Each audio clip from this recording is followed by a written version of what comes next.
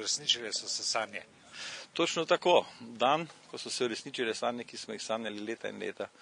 Kako jaz spomnim tam nekje skoraj 15 let, ko se je vodila pravzaprav borba za pravico, za prostor pod soncem, za te mučene, izgubljene, trpinčene živali. In danes je nastopil ta dan, ko dobivamo legalno mesto na tej zemlji, kot se reče, svoj prostor pod soncem, in jaz mislim, da je to za mesto Maribor pravzaprav samo en odraz širine ene srčne kulture, ki jo je s tem pokazal.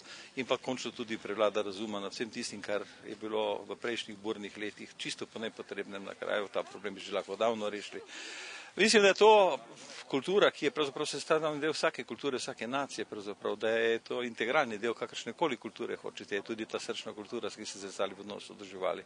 Zato sem toliko bolj ponosen in pa ponosen na krajane, ki so nas sprejeli v tem delu mesta. Jaz verjetno nisem mogel en dan pred sejo mestnega sveta, brez kakršnega koli prigovora, pripombe, z velikim veseljem so nas sprejeli medse. To mi pomeni veliko. Danes temeljni kamen, kdaj bo pa zaživela vsa stvar?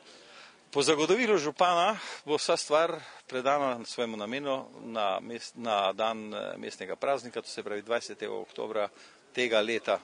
Jaz verjamem v tole. Spravi psički in ostale živali bodo veselo lajali. Veselo bodo lajali in tudi zime več tam nekje ob kanalu v Zrkovcih ne bomo več srečevali. Moje občutki so malo ganljivi, zelo pozitivni. To je ena obljuba več, ki je ne samo dana v realizacijo, ki sem prepričan, da bo realizirana v tem letu. In sem zelo vesel, da sledim svojim obljubam, ki sem dal temu mestu. In sem še bolj vesel, da nam tudi drugi sledijo, tako v mestnem svetu, kot tisti, ki želimo nekatere projekte v tem mestu speljati. To ni projekt župana Kanglerja. To je projekt naš, vseh tistih, ki kakorkoli kreiramo lokalno politiko. In imamo odgovornost za tega mesta. Tega se zavedam. Je pa res, da je pa potrebno veliko krat vložiti veliko energije. Sam sem jo veliko vložil. Veliko kilometrov smo nas prevozili z gospodom Tetičkovičem, da smo prišli do te lokacije in mislim, da se nam bo obrestovalo.